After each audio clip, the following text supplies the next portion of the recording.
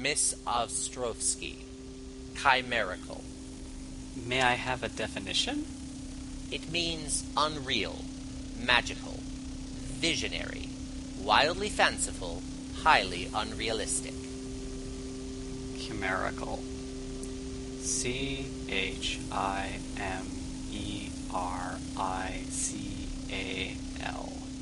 Highly unrealistic. Wildly fanciful. That is correct. Welcome back to Walking Away from Arcadia, a Changeling the Dreaming podcast. I'm Victor Kinzer, and my co-host is Simon Eichhornchen. And today we're going to be talking about a couple topics that honestly confound a lot of people who play in the world of darkness: chimerical reality and the dreaming, which are closely related but are actually wildly different things. So, starting on the surface, that thing that intersects where we all live, chimerical reality. And I'm going to let Simon take this one away because of the two of us, he has certainly experimented with this more in his games. So in Changeling, you've got about 3 different levels of reality you're dealing with at any given time. You've got the material world, the autumn world, the iron world, whatever they're going to call it in whichever particular thing you're dealing with. That's all physical. That's bodies, that's trees, that's desks, that's stuff you can reach out and touch. Then you've got the dreaming, which is Changeling's version of the Umbra, more or less. It's a little different from the Umbra, but close enough. You have to actually physically enter it somehow in order to be there. You can't just be in both places at once. And then you have chimerical reality. And chimerical reality is squishy. It's sort of the place where physical reality and the dreaming coexist. Any character in Changeling can perceive chimerical reality at any given time, although different characters have different amounts of facility with that, depending on their kenning score, which is Changeling's awareness, right? Awareness is the magic one? Yeah, awareness. Alertness is just, oh, I noticed that person watching me from a corner, but awareness is, I can tell what sphere magic you're doing. And yeah, kenning is basically awareness, but only for chimerical magic. Sure. So, with different facilities with kenning, you have a different perception of reality. Although everybody in the game, depending on where you want to put your power level more or less, can see into chimerical reality if they really need to. So a good example of chimerical reality is to overlay the emotional impact of a physical thing onto it through chimera. So you might have a building that the majority of the tenants in it are all psychologists who specialize in childhood delusions.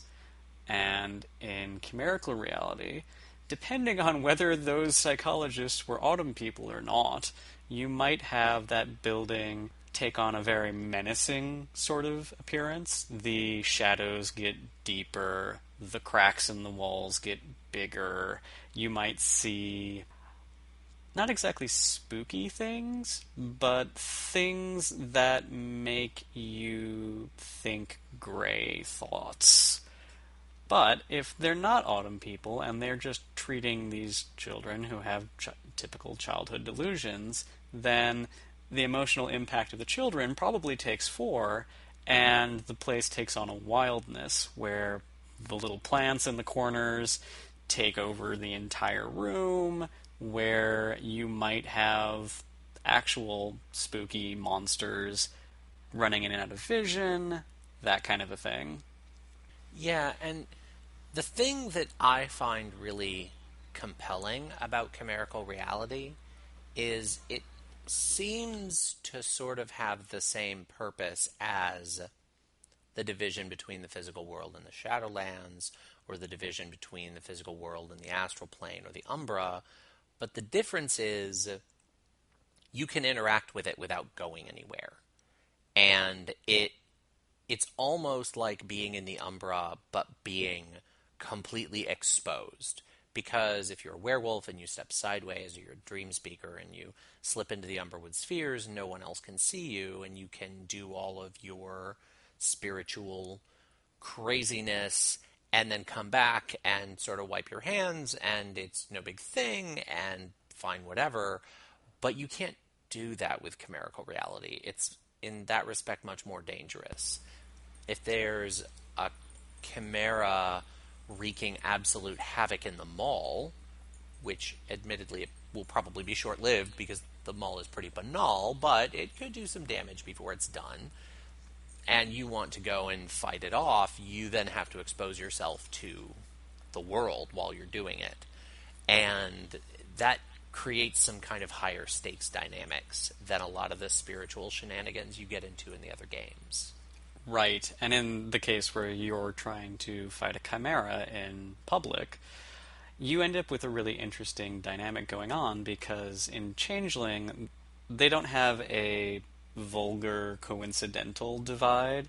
They have a, would a reasonable person look at you and not think you're insane divide, because you can, as rare as glamour actually is, you can affect chimerical reality with chimerical spells as much as you want. It's free.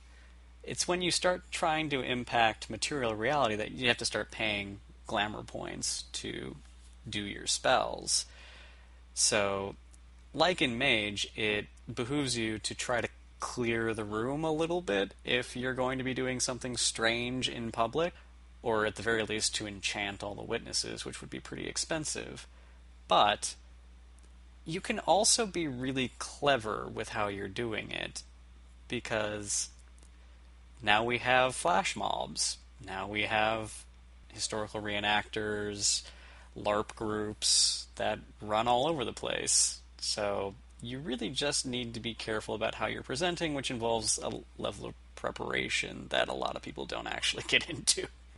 Yeah, well, and that's one thing that I really like about the new cantrip rules is in Changeling 20th, which is will probably have dropped by the time this podcast goes live. It hasn't at the time of our recording, but they did release the cantrip rules, or an early draft of them, when they did the Kickstarter, and they've changed bunks so that there are different grades of bunks, and there's what's called an epic bunk, and or legendary. I think it's legendary bunk, and it's basically the sort of thing like with Sleeping Beauty, the taking the time to do the spindle on the spinning wheel, and yes, you can get rid of every single spinning wheel. It doesn't matter. One will make itself. There will be one hidden. The fate has made certain that that will happen. That whole setup and manipulation to get Aurora into the right place at the right time would be a legendary bunk. And it kind of reframes things, especially if you're doing, Changeling is more urban, so there are things like flash mobs, it's a modern game, makes sense. But it's an interesting reframing because it puts the players in a position where they have a systematic goal that invokes some of those things. And that's new in this most recent edition, and I think that it's a good design to kind of draw players into that mode of thinking. I'm really looking forward to getting the chance to read those rules and figuring out what I'm going to do with them, because they sound really interesting.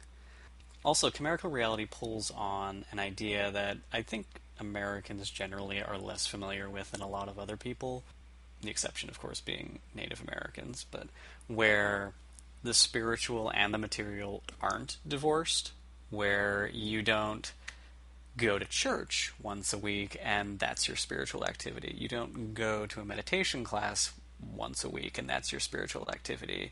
A lot of traditions, they weave their story making and capital letters story making into their everyday lives, and that's what chimerical reality comes across as to me. It's not that you have this great outside force of the dreaming or the umbra or whatever invading. It's that you have a perceptual shift more than anything else. Something that I was just thinking of as you were sort of describing that, to get a little bit more removed and get into the history of the world of darkness and some of the weird cosmology about the way the universe is structured, which is usually the purview of mage and maybe a little werewolf, but I think it has a place here, is in the world of darkness, in the mythic age, so arguably exalted, but you don't have to use that prequel hook. So even in the sort of mythic age that gets talked about just in the World of Darkness books, spirit and physical reality were one. It was one space. There was no gauntlet or shadowlands. Well, there was shadowlands, but there was no shroud. Nothing separated them. And then things sort of separated, and all of the other spiritual realms were completely separated from the physical world. And the game that really deals with the how and the why of that is Mage. And Mage talks a lot about all of those divisions being driven on human belief. What do humans believe? All humans are kind of doing very low-level magic all the time. In Changeling, it would be called weaving. Humans are very good at weaving, and the Fae are really the only other creatures that weave. That's why they have the more dynamic magic systems, as opposed to werewolves and vampires that really have much more limited specific things they can do, but humans and Fae weave new things. And in Dark Ages Fae, they talked about it was actually a bit of a shock. Humans were better at it than the Fae were, even though, according to the Fae, they're the ones who taught them. So humans are doing this thing with their belief all the time. And so the Umbra, the spiritual realms, according to one interpretation from Mage, you have to take everything in Mage with a grain of salt because it's somebody's perspective, but basically the spiritual realms became the places where the things that humans couldn't believe got shunted off to, basically reality's failures. And that's the way certain mages look at it, and the model kind of works with what they've created, because supernaturals in the world of darkness are described as surviving on kind of the periphery of human belief. There's what they admit they believe in the middle of, 2 o'clock in the afternoon. They're in class, they're studying, and they talk about their beliefs about how the world works. And great, I believe XYZ. Maybe they're religious, but even that is very structured and specific and not particularly horrifying in most cases. But in the darkness, when they're in bed at night, there are the things they're afraid exist. And even if they'd never say they believe it in the middle of the day because they don't want to give it power, some part of them won't let go of it. And that's where vampires and werewolves and mummies can continue to exist without being shunted out as reality's failures. But the Fae are even different. The Fae curl up inside of humans, and the stuff that they feed on, the stuff that keeps them going, the dreaming, glamour, chimerical reality, are what humans dream. Humans don't even have to believe it. And no matter how hard the Order of Reason, which doesn't get talked about a lot in relation to Changeling, but really they're the ones that pushed the Shattering, and arguably their predecessors pushed the Sundering as well. They pushed humans away from belief. No matter how hard they tried to move reality in that direction and shift what humans believe, you can't turn off dreams. That's just not something that can be done. And so, if you're the kind of player that likes to get into the whys and the hows of that and explore that, which can be a little hard to do, but they can be interesting hooks, it makes a lot of sense that chimerical reality is still protruding out. It's like the last spiritual reality protruding out into physical reality, because humans that define all this stuff haven't stopped dreaming. Yes, and if you go far enough back in Changeling's potential history into Dark Ages and Exalted, it's never quite stated that I remember, but one of the things that drew the Fae, or rather what became the Fae, to reality was human dreaming, because it was this heady mixture of limitless potential and also persistence. And the unshaped, and later the shaped, and later the Fae, were all beings that, according to themselves, imbued themselves with persistence. That's where their weaving powers came from, they tell themselves. And so they, in the earlier part of the World of Darkness history, when there was a lot less persistence and a lot more chaos, they were drawn to the energy that allowed things to continue to exist as they were, rather than the in the modern age, the more rare energy of creating potential and space for other things. Well, and one thing that I think is really interesting, and this goes back to Exalted, and it kind of relates to chimerical reality and the weird chicken and egg Schrodinger's were the Fae born of dreams? Did the Fae wrap themselves up in dreams? Which is it? That's kind of interesting is if you go back to Exalted and talk about the first time that the fair folk came into reality. It's the Balorian Crusade, and they were villains, and the most of the details of the story aren't as important. But the thing that really is important here is that in order to make it into reality, they had to make an oath. They couldn't come in on their own. They didn't give themselves form. They forged form through an oath with humanity, which involved humanity becoming aware of them and perceiving them in some way or form or idea. And it kind of gets to the heart of that chicken or egg, which came first kind of dynamic. They were unshaped. The unshaped are a thing, as much as an unshaped can be a thing, a roiling mass of wild.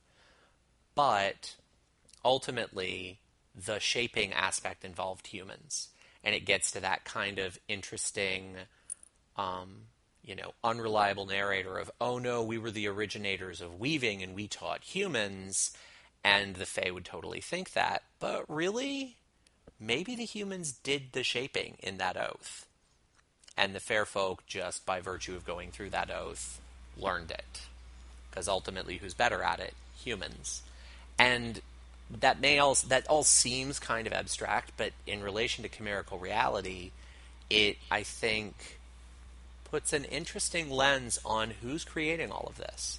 At the end of the day, all of chimerical reality still really originates with humans. And you get into one of the better examples of chimerical reality, at least one of the more pressing and real examples of chimerical reality, in a changeling's mien, their spiritual appearance, which is apparent to them when they go through their chrysalis, although it's not clear whether they're creating that or whether they're just remembering it, which I always thought was interesting. But if you look at the evolution of the idea, which kind of goes backwards from Changeling to Dark Ages Fae, to Wicked Masks.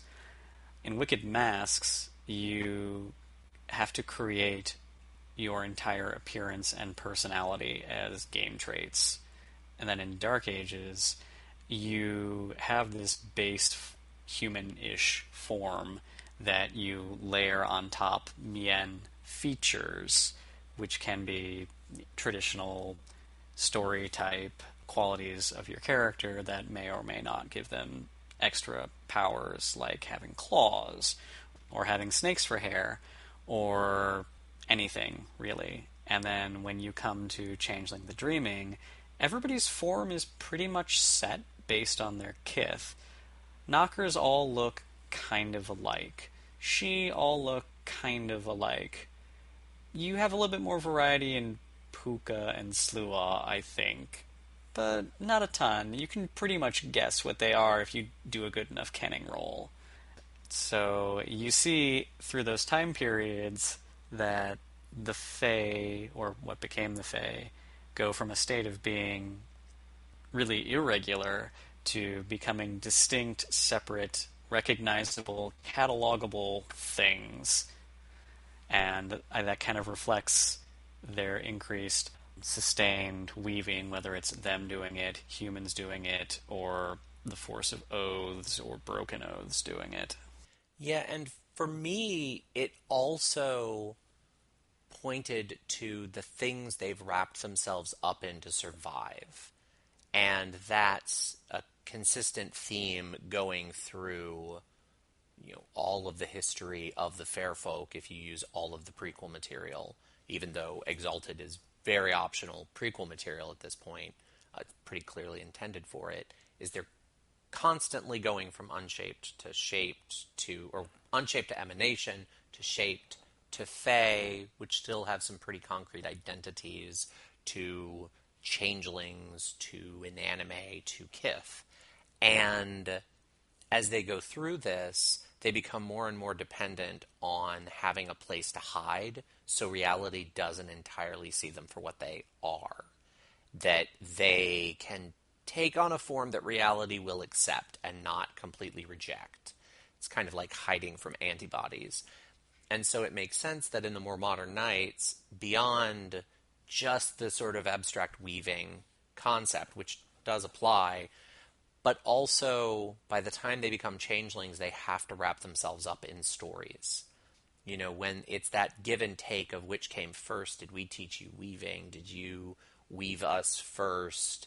And there's that ambiguity. There's this, do the stories come from the fae? Do the fae, create the stories? Which is it? But by the time you get to the kith, yeah, they're hiding inside people, but they're also hiding inside being recognizable. And it's weird thinking I need to be recognizable so I can hide, but when what you're hiding from is reality, being recognizable is hiding. Because then reality thinks, oh, you belong here, when really Right. They don't. Right. It's that sad joke. Physics has discovered how to make things invisible, and the sociologist holds up a sign that says, please help. Yeah. Mm-hmm. It's very similar. If you can catalog something, and you can catalog it into a unnoticeable box, that's where it stays. And that kind of gets to the other thing about chimerical reality, because we've talked about the cosmology and where it came from, but there's also just the story themes it invokes. The other spiritual realms in the world of darkness invoke a few story themes, but are really just they're physical spaces to tell stories in, whereas chimerical reality is really about a lot of narrative psychological stuff. Like if you go into the Umbra, there's a little bit of the, well, did I really go there?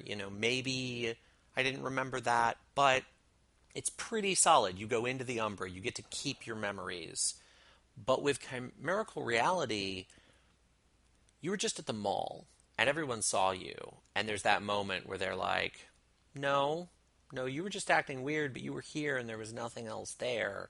And suddenly you get into the banality dynamics of that statement. And we've all had that moment where we remember something and someone else looks at us and says, no, you're remembering that wrong. And you have to navigate the, oh God, do I trust my own memories? Oh, wait, why is their memory of it the absolute truth? What if they're remembering it wrong? And the backflips your mind does to defend your own sense of, no, this is real. And I feel like while you can tell those stories with the other spiritual spaces in the world of darkness, chimerical reality was really designed to tell those stories. And that's why it's important that it intersects everyday life.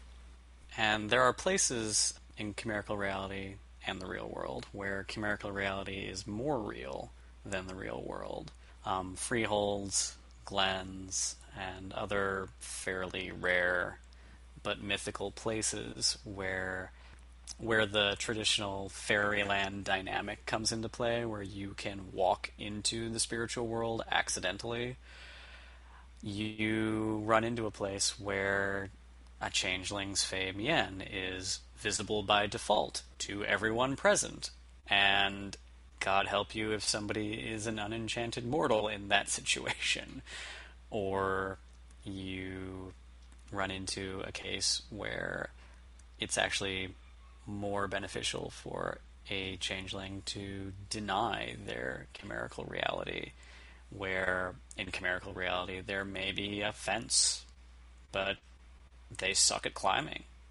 So they could disbelieve that. You take a point of banality and you just walk right through it, probably destroying the fence on the way through.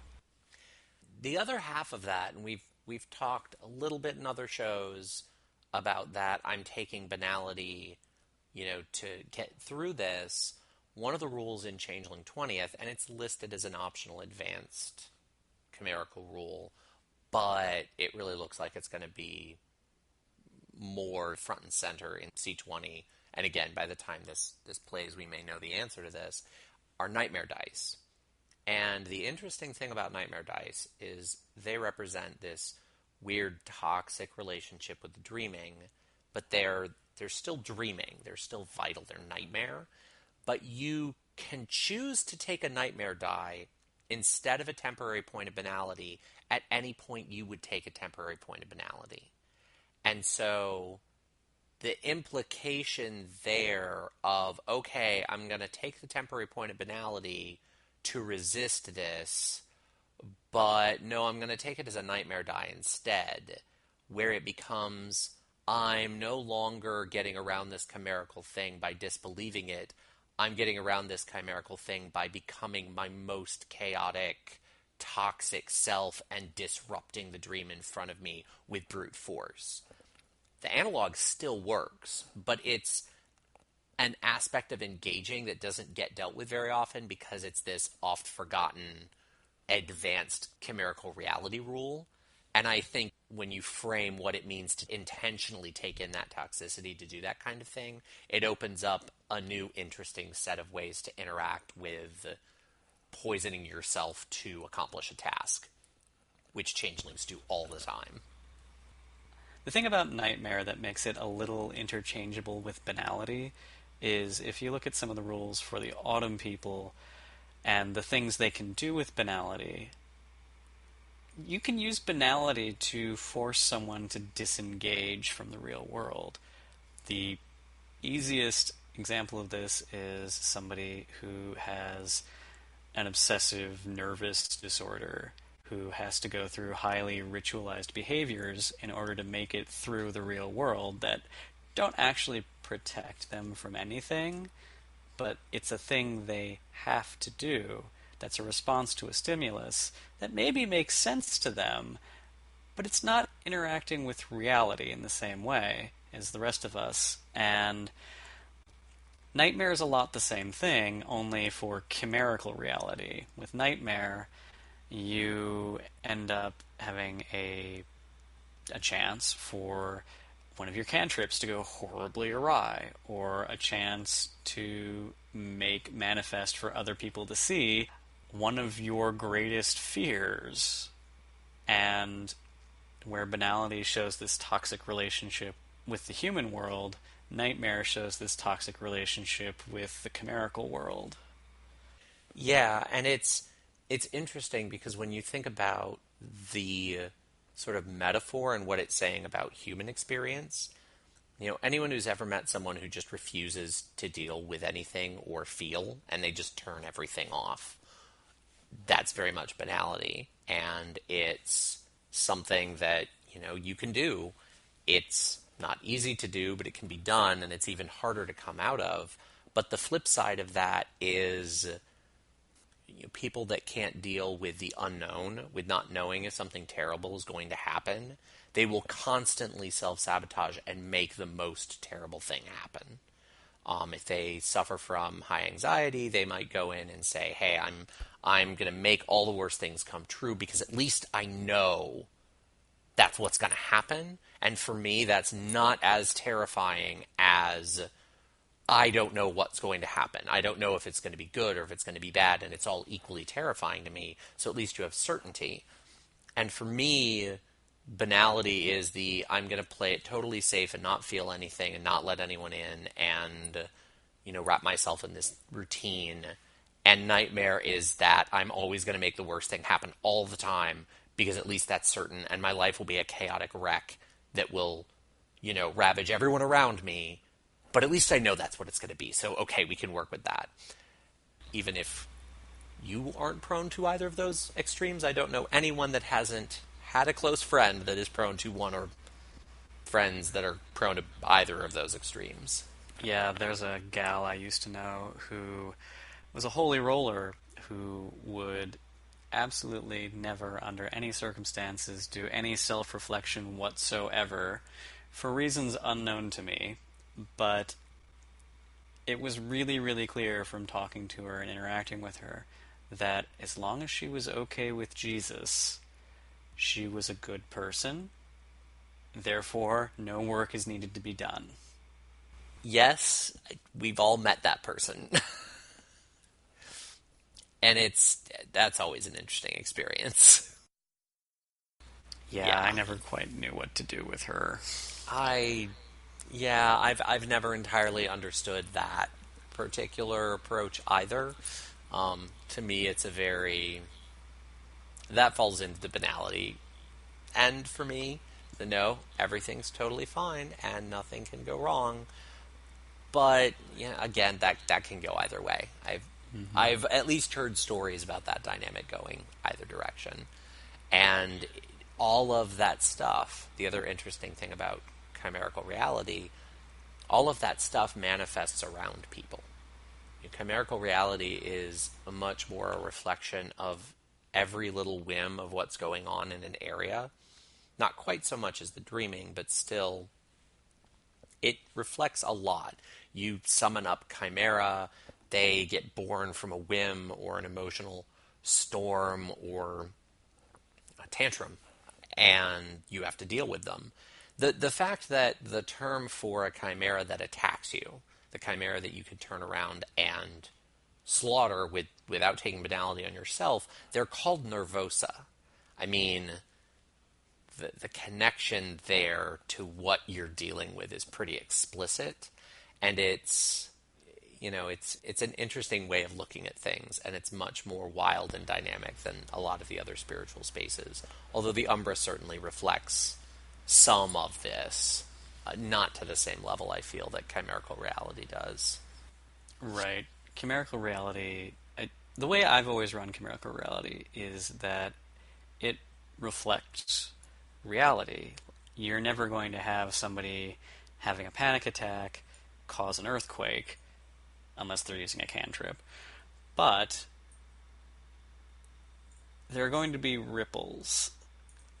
They're going to give birth to a bunch of incidental chimera that maybe don't live out the scene, but the chimera are going to reflect what's going on internally. And if it's one of the things that I really wish Changeling the Dreaming had done as well as Changeling the Lost did, because the Hedge deals with this sort of thing better. It's got a system for it. You can have control or not over what's going on around you in an intentional sort of way, where in Changeling the Dreaming, it's all kind of left up to the storyteller and how malicious they want to be.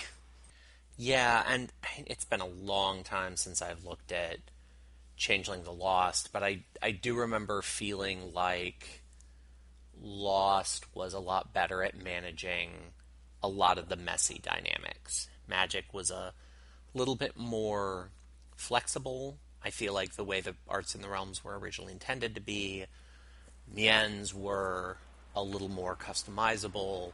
All of this stuff, all of this stuff fit together in a much more flexible, sort of cogent mold. The game just dealt in entirely different themes, while still invoking a lot of the same concepts, which was interesting.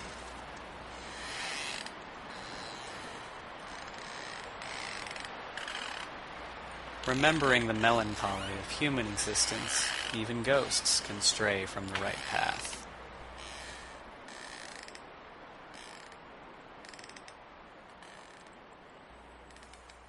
And then, moving from the more comprehensible, static interaction with the dreaming that chimerical reality represents, there's the dreaming itself, which kind of mirrors the way the other games deal with the Umbra, where you have a near and a far version of it.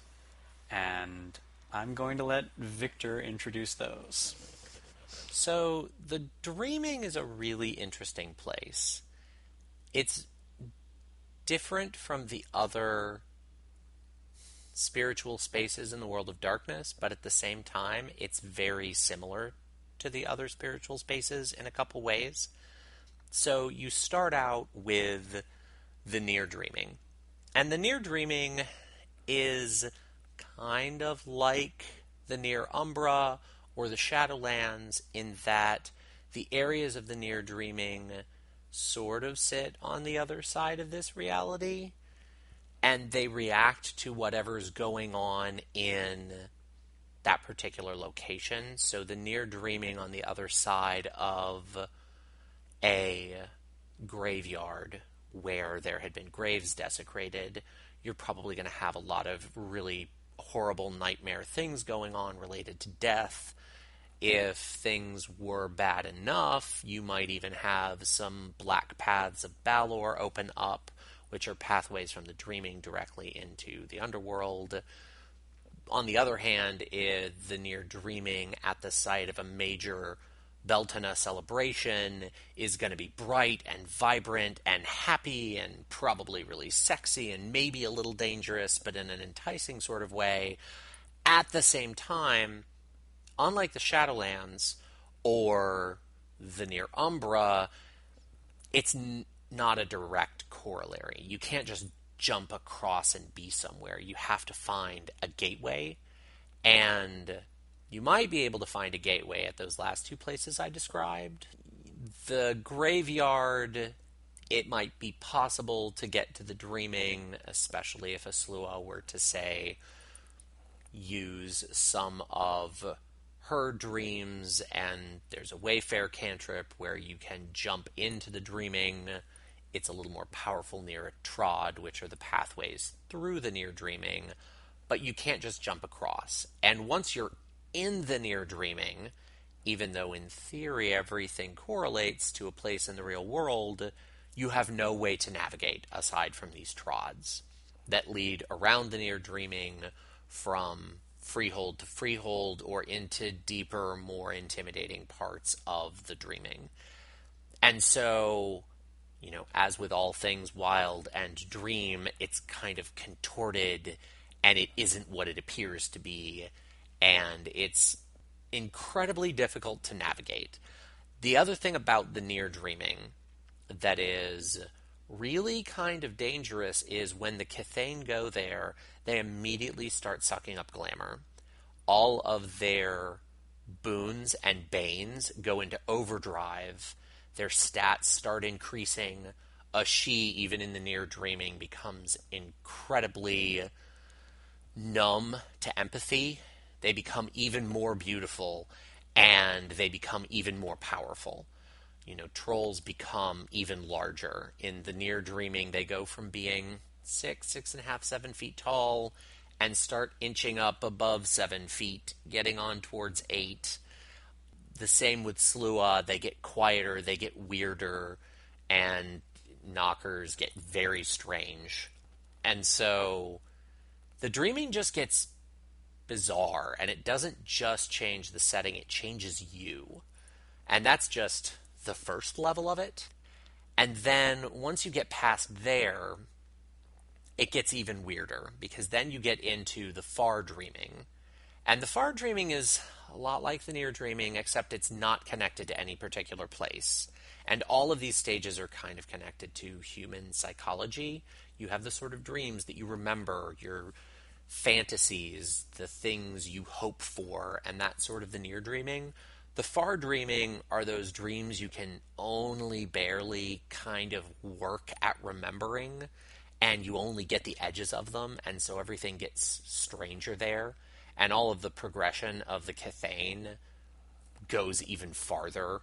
The she in the far dreaming are really terrifyingly powerful. I think you go from getting +2 appearance into, it's something like +5 appearance in the near dreaming.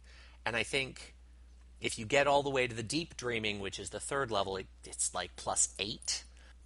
Everyone's sort of personality quirks as defined by their kith becomes more and more and more I want to say, necrotic almost. Like they become dysfunctional in really deep, sort of frightening ways. The satyrs are rape machines. The trolls will fight to get you to let them protect you and then lock you up in a tiny little room so that no one can ever get to you and no harm can ever come to you. And the landscape itself just gets more and more abstract and weird. The the dreaming honestly can be very difficult to tell stories in. As much as Changeling is all about stories, aside from the occasional brief excursion into the near dreaming, usually anchored by a particular person's dreams that you're interacting with, that really helps with engaging with the near dreaming if that's your context. The far and deep dreaming are just chaotic, dark, twisted places. They've done write-ups on them, but I feel like they're mostly there as an extreme boogeyman storyteller hook kind of thing, as opposed to a setting you could put in Advanced Chronicle. Right. So you get into the politics of Changeling a little bit too, because the places that Changelings are most likely to be entering, interacting with, and leaving the dreaming from are the Silver Paths and the Paths of Baelor, which isn't a great idea, but it's an idea.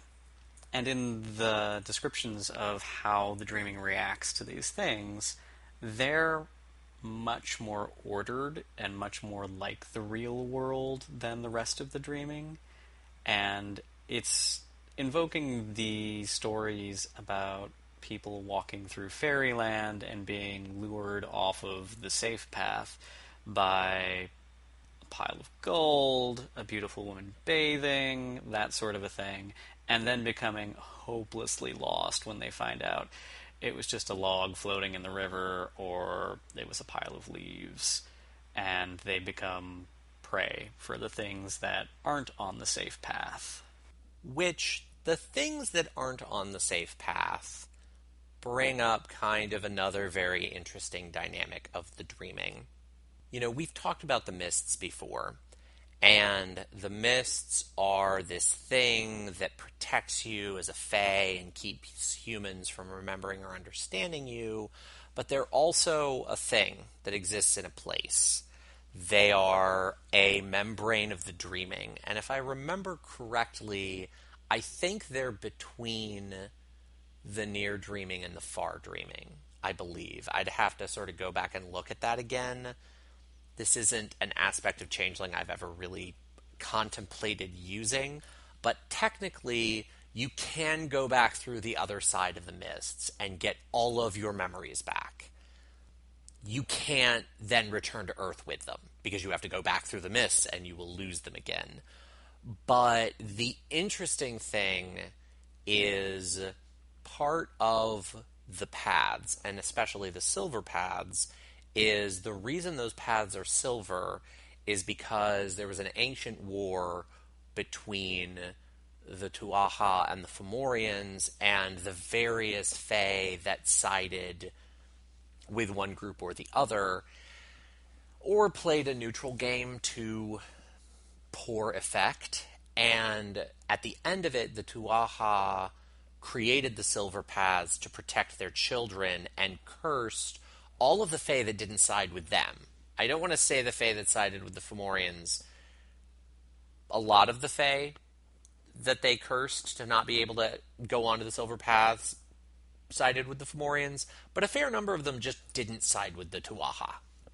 And they created these silver paths to protect the Cathane, their children, and so the Cathane can walk these silver pathways, and they're protected because all of the dark things that never became changelings, they never wanted to push their way into the world because they were, for a variety of reasons, the kiths of these dark kin, or the Adhene, stayed in the dreaming. They didn't like the Autumn World. They did not have any affiliation with humanity by and large, with a couple exceptions.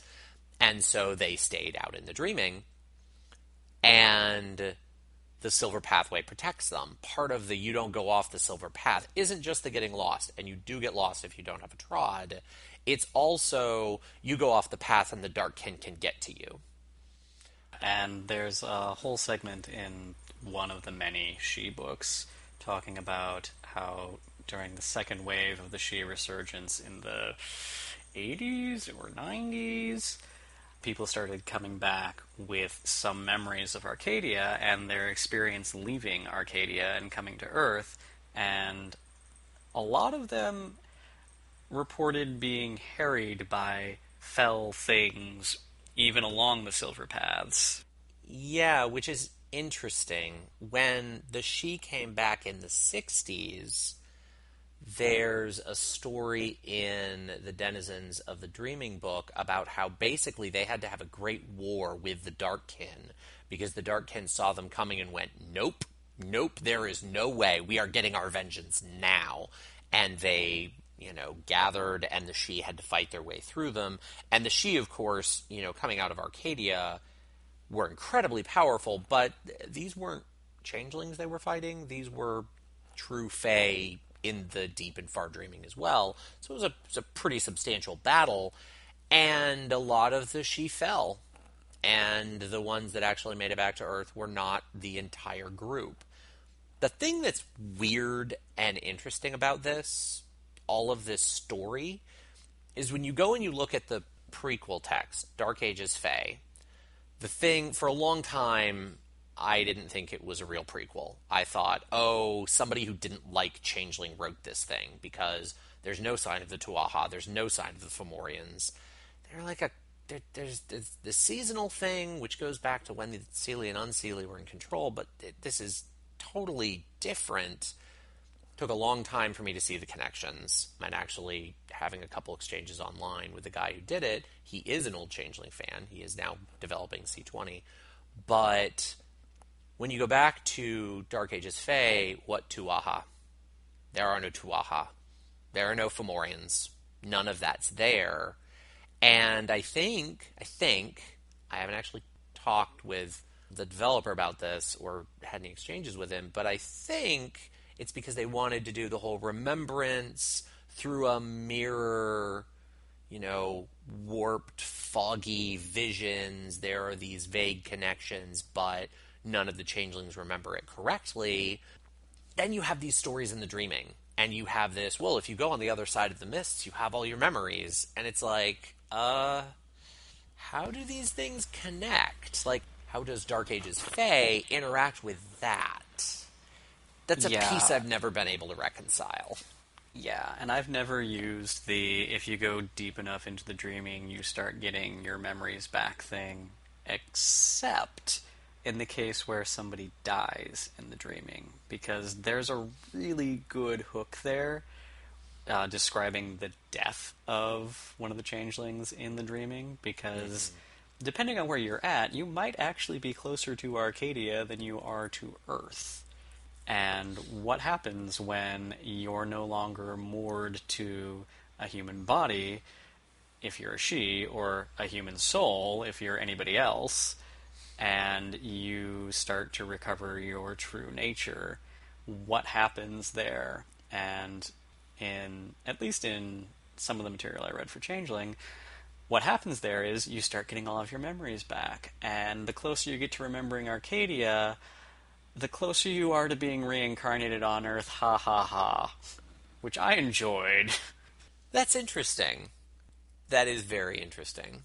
Yeah, I like that. I don't like the idea of you getting your memories back, especially because, in a broader sense, because by the time you're far enough into the dreaming that you've passed the barrier of mists, you're in this situation where you're so deep in Bedlam, because at that point there's no way to avoid Bedlam. You have taken the human part of you, the body that is human, into the dreaming, and you have become something, at least temporarily, that is much more like your true Fae self, especially if you're all the way past the mists and into like the far dreaming.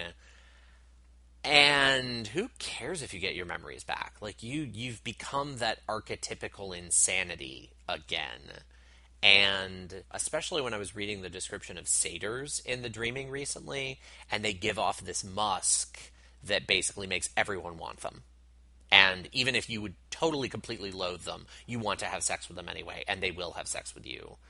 And they really become all of those things that make the satyrs not a good example of Greek ideals, because the Greeks thought unrestrained sexuality was uncouth and not ideal and beneath them. And the satyrs absolutely become like 110% that. And it's like, how would you even play that? How would you play a perfect paragon of beauty and sociopathy?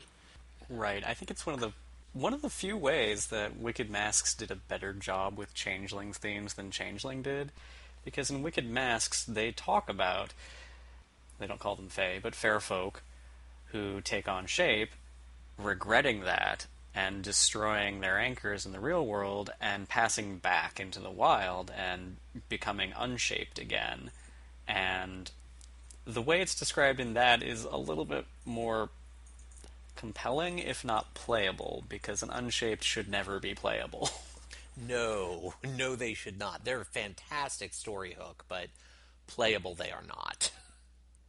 Right, and passing like all the way out into the dreaming where you've completely overpowered the part of your identity that's human and supplanted it with the part of your identity that is abso-fucking-lutely insane, you really aren't too far from completely unmaking yourself, especially if a huge part of where your weaving power comes from is your humanity. Yeah, which makes a lot of sense. So the other thing, talking about these dynamics in humanity and weaving power, is the last sort of little piece of the dreaming past the weird dark burrows that the Adheen hide in, and the far dreaming and the deep dreaming, and they really become less stable and more a representation of the deepest, most chaotic aspects of the human psyche and dreams. The farther in you get is Arcadia itself, which is, in theory, if you buy the propaganda, in kind of the deepest little hidden unfindable kernel of the deep dreaming. And yeah, Arcadia. You can access Arcadia if you're a werewolf. No, no, the Arcadian Gate is something else entirely. I have seen conversations about the Arcadian Gate, and I have heard other Changeling players' opinions on it and heard it described, and I'm sticking with that is just a similar name because raisins. The same way I will never view the Fomorians and the Fomorai as being related.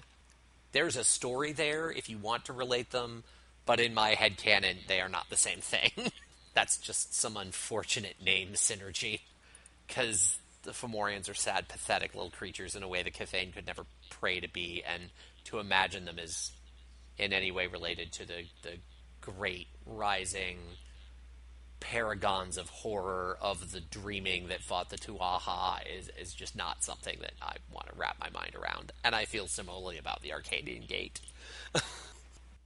Yeah, I don't know, Simon. What are your thoughts on Arcadia as it stands in the canon? I know we've certainly talked about alternative ways to look at it for our own games, but I really just don't have a lot of use for Arcadia. Some of the she splats for the different houses talk about what Arcadia might be like. I've read them and basically immediately thrown them out of my brain and forgotten them. It's just the moon, man. Like, if we're gonna go with the 1960s and the moon landing and making a great lightning strike trod from Arcadia to the Earth, like, I can't get away from it being the moon, and it doesn't work. It's not the moon, though. Like, there are too many other things going on with the moon. But I mean, like, the moon is madness. All. The moon is what's in the sky when you're dreaming. Like, the resonance is there. Yeah, the resonance is there, but I don't know. The moon is so substantial to so many cultures, and Arcadia is just the weird mishmash of cultures that aren't actually related to each other that happen to share Arcadia, but not all cultures, just this mishmash. Yeah. Yeah, I mean, It's just a really poorly thought out plot hook that I don't like very much. I would love to disagree with you, and I can't. So, now that you have heard our views on Arcadia in the canon, I think it's fair to share some of the ways we've talked about changing Arcadia a little bit.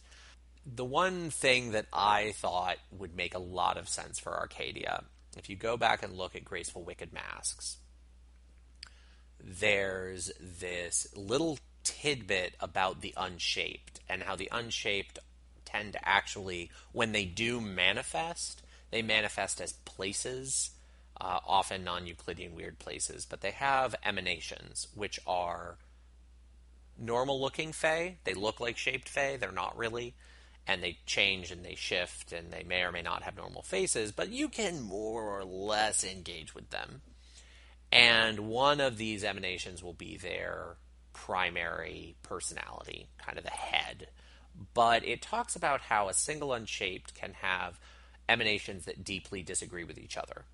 And you can have a group of emanations that love reality and think reality is just this wonderful, addictive, fantastic thing that they just want to sup on forever. And then a few other emanations over on the other side that are Balorian and think reality is terrible and they want to tear it all down. And those are all aspects of the same unshaped.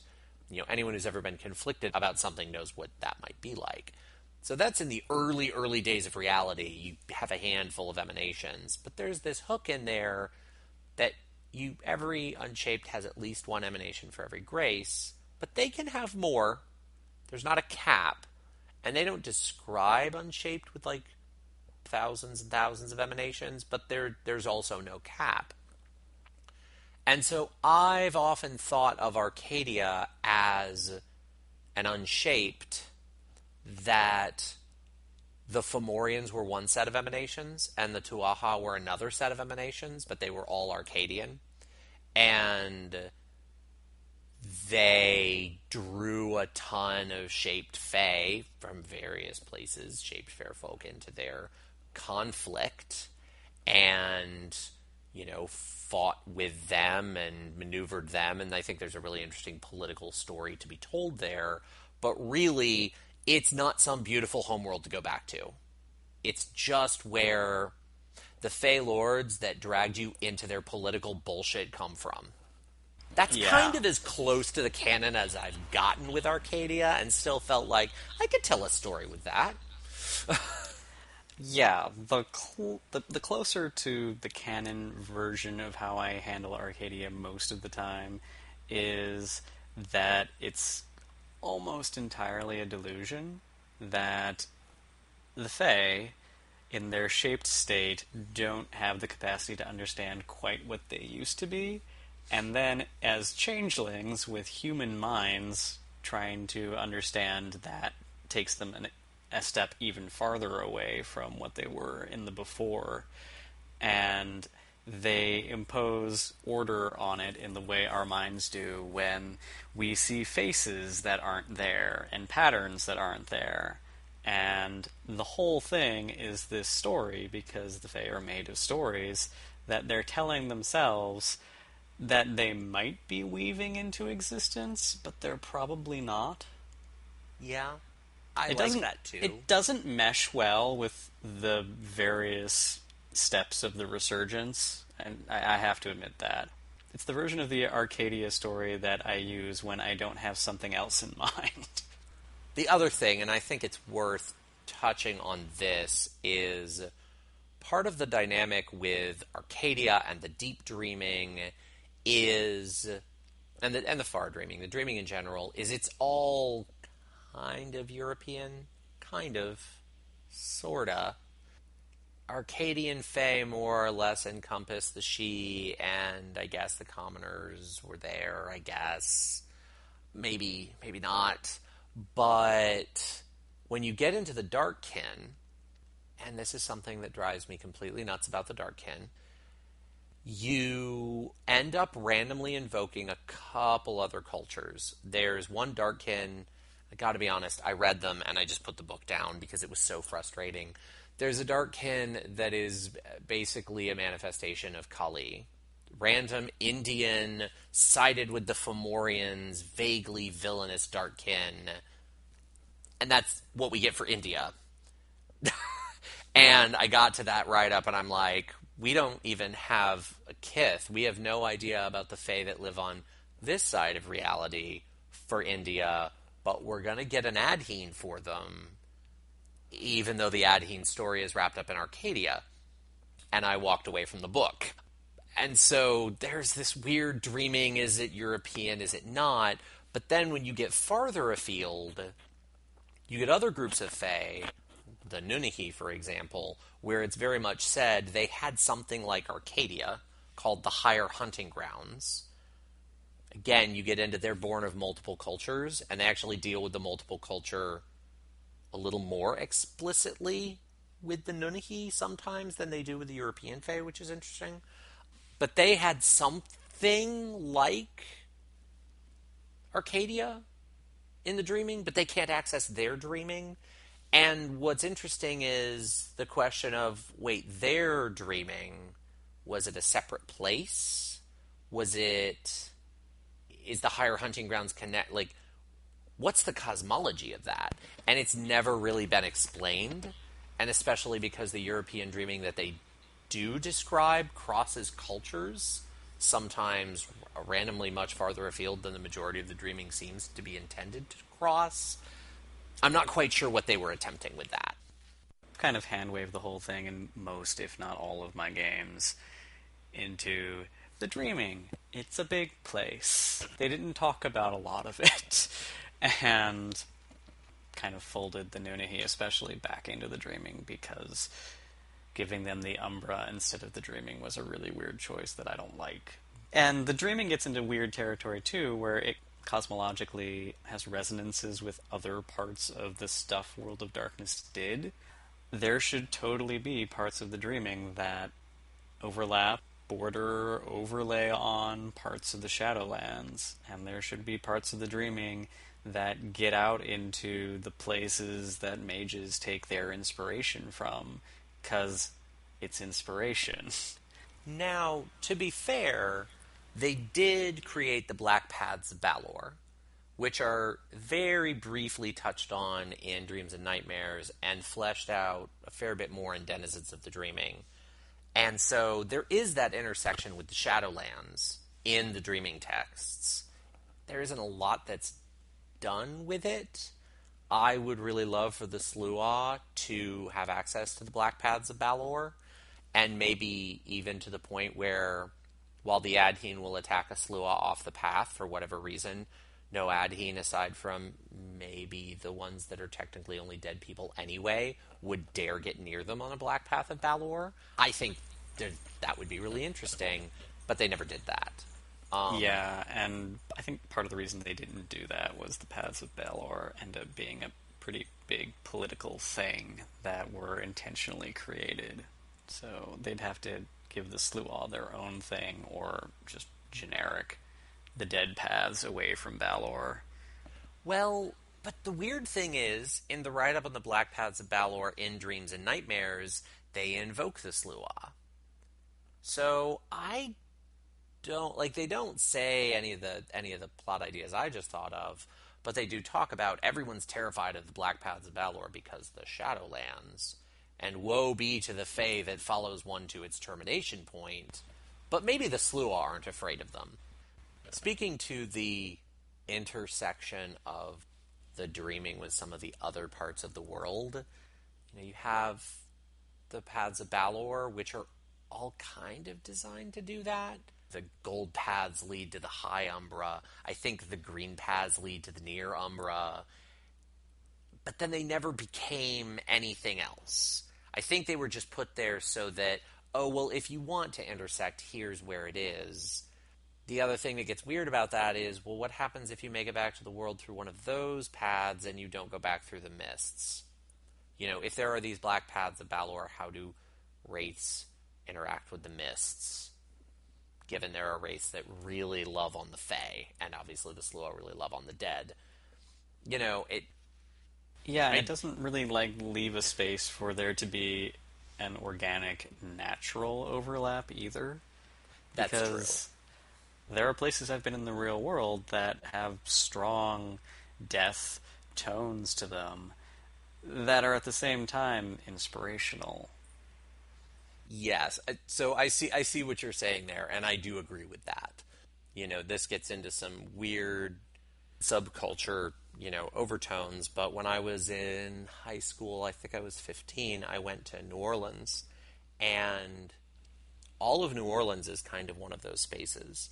And at that time, there was a fairly large art gallery that was open and devoted to a very particular modern, I'm going to say neo-pagan for lack of a more precise term, but with the proviso that it's not a great term, but neo-pagan necromantic religious expression, and more necromantic in the Greek sense of the, visions and, communion with ancestors and the dead, not necessarily, what modern people tend to think of with necromancy.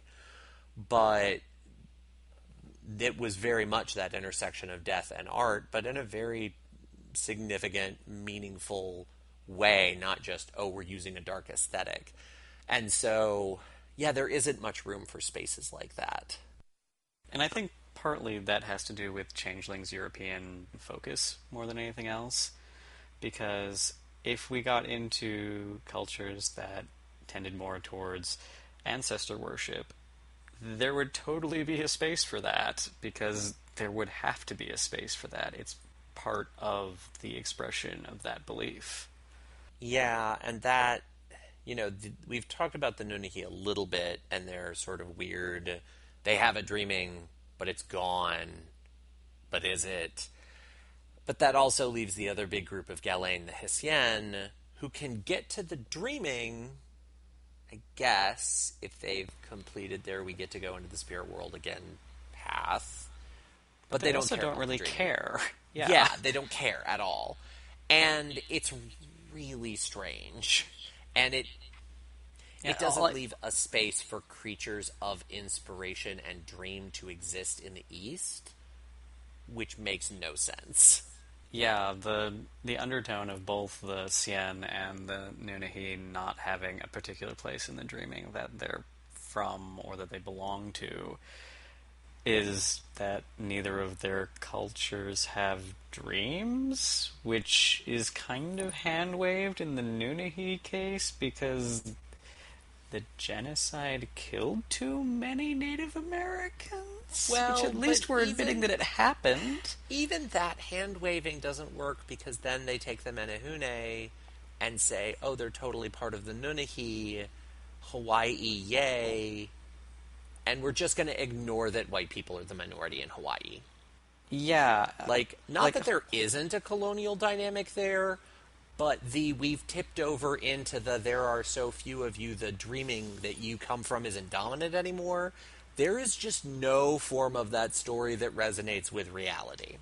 yeah. I None. mean, even the cultural tones. I haven't read the book that the Menehune are from, but having a little bit of Hawaiian history, they've I think they've got more in common with Polynesia generally than they do with mainland America, which makes Well, them being part of the Nunnehi even more inexplicable.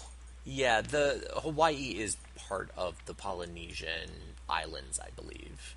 And they use the term Polynesian Fae in that book, and it's very invoking them in the same breath as the Nunnehi nations is a strange choice. But specifically as it speaks to the dreaming, that's really a space where when you get into the myths of Polynesian peoples, there should be a very vibrant dreaming there. And Yeah. there is, while the adulteration of Hawaiian lands is certainly a major topic, there's still a fair bit of those islands that are pretty untouched, especially when you get away from the islands with actual settlements on them. And it just there should really be content there. There should be dreaming. There should be stories. There should be their own versions of those Fae that are the equivalent of the Adhene. Even if they aren't enemies, even if there isn't a Fomorian story, a group of Menehune that chose not to reside in humans and so stay in their dreaming. That's something I'd really like to see developed. Yeah, and I'm just trying to wrap my head around the Nunahi nations folding in the Menehune. And the only part of that would make sense to me would be if it was like a late development political alliance in opposition to colonization, but that requires them to have a manner of cultural contact. And that also wouldn't explain the whole mechanical, totems and umbra, no, really, you're Nunahi. Yeah, no, which you're is right. how they're designed. Yeah, and just getting back, just drawing into the end of that point I was trying to make, like with that cultural contact, there's a huge ocean there, and the Polynesians are great at sailing. That's kind of their historical thing. Why wouldn't, like, if that political alliance took place, it would make a lot more sense for it to have like been mediated by traveling through the dreaming, I think. That would be an amazing story.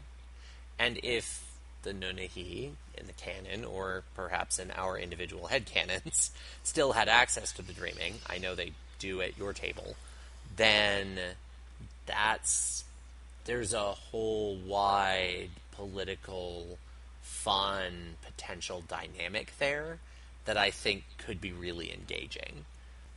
And imagining that part of the dreaming, maybe it's not interconnected with the European dreaming at all, which becomes a very, another aspect of the dreaming that is kind of unwritten. It's there, but it isn't explicitly called out, is the colonialist nature of the dreaming. Because in America, if you're in a city, if you're anywhere even vaguely touched by, the common American populace, you are in the European dreaming. You're surrounded by chimera that trace their roots back to Europe. And there's a really strong colonial narrative there. And, in the books that deal with the Fae and the Nunahi just as entities, it is there, but the dreaming specific aspect of it and how native people react to the influence of the European dreaming is never really fleshed out that I've seen. And I think there's a lot of potential there. The other problem, though, is you're left behind with the Silver Paths being the only safe way through the dreaming, which I can't imagine the Nunahi would have been the children of the Tuatha. No, the Tuatha probably did not include the Nunahi in their "these are the people we're protecting" oath. But it does open the possibility for interconnected parts of the dreaming that are actually inaccessible depending on what type of Fae you are, and a whole separate set of pathways and that only the Nunahi know about. And I think there's a really interesting story there, especially because it could open up access to hidden wells of glamour in the Americas that the European Fae never even knew to look for or would have understood them had they seen them. Yeah, and with the ocean there, too, there's a strong tie to the water elemental in anime, who the anime get a little development in what their part of the dreaming looks like. And the Deep Pacific sounds about like it. Yeah, it really does. And you also get into the sort of interaction between, in terms of the dreaming and the ocean, and the Polynesian Fae and what their dreaming might look like.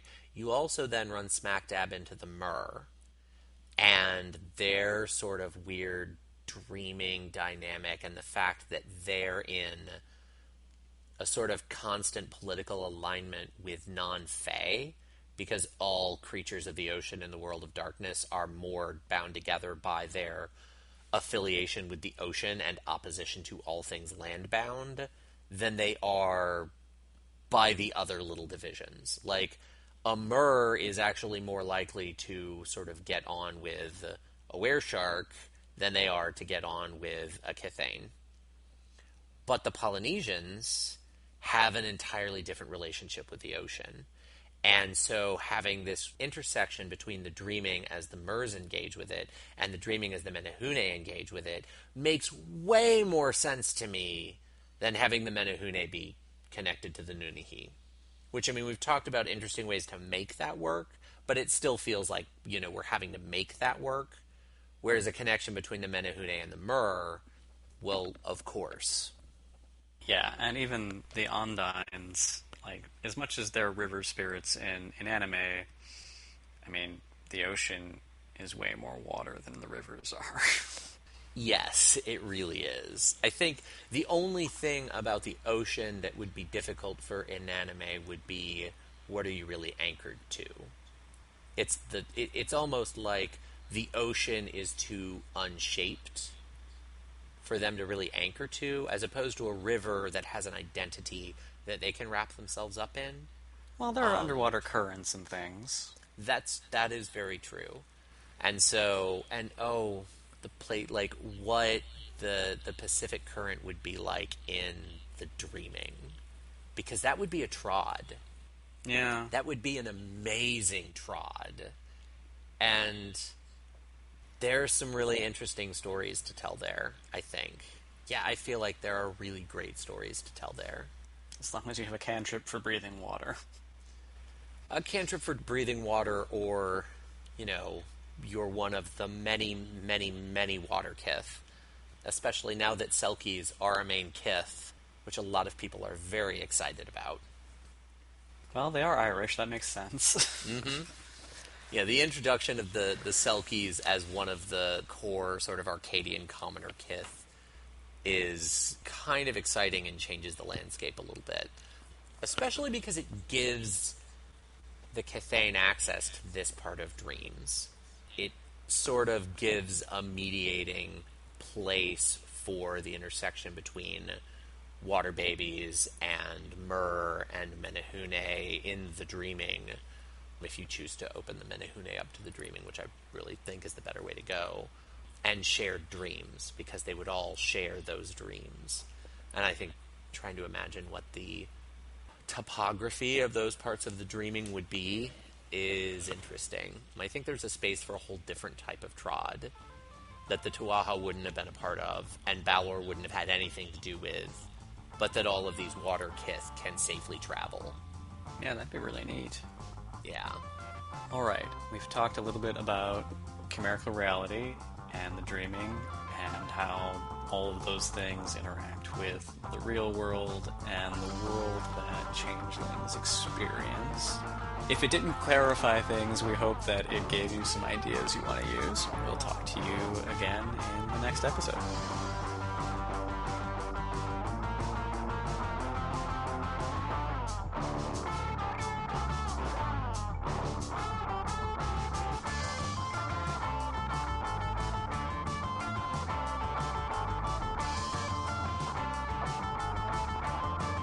The readings from this conversation were from the I Love You song from 25th Annual Putnam County Spelling Bee and an unnamed poem by Saigyo Hoshi. The music from this conversation was LSD by Monplaisir. And now for today's poorly explained echo. Of course fairies hold dance parties in toadstool rings. They need something for the go-go dancers to dance on.